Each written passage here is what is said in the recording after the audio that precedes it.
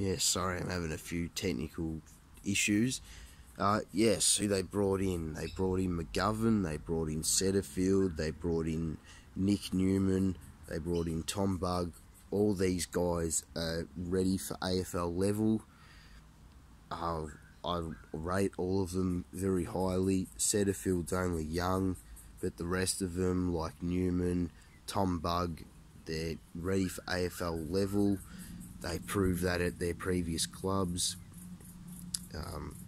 Look, Tom Bugg couldn't really get a game at Melbourne, but Melbourne's midfield's just polluted with talent, so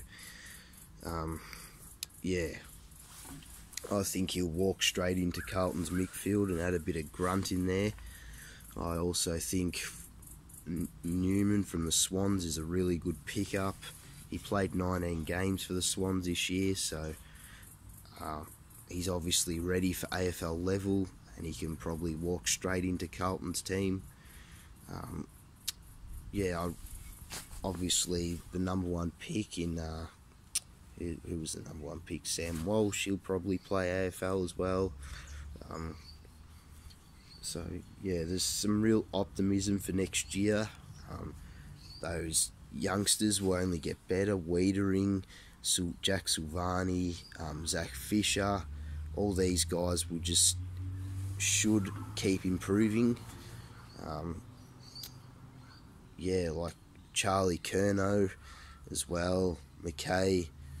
So yeah, you look at their list now and you sort of feel a bit optimistic that they're gonna climb the ladder next year, and yes, hopefully they climb the ladder, and yes, hopefully they can be more competitive in games. Hopefully they can sustain a four-quarter effort, and yes, hopefully, as a neutral point of view, Carlton games won't be terrible to watch next year. First time you look at their list, you feel real optimism.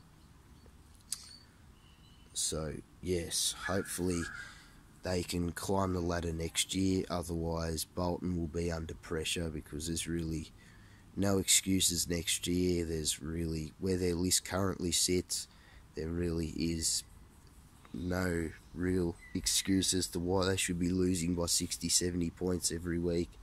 So I hope for Bolton's sake and for Carlton's sake that they really just, the players really pull their finger out and start,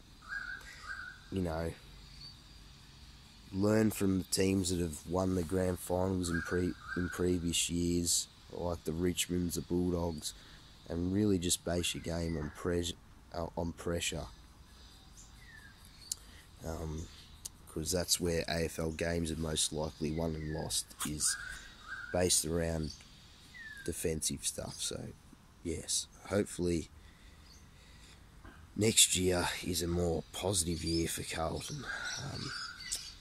Yes.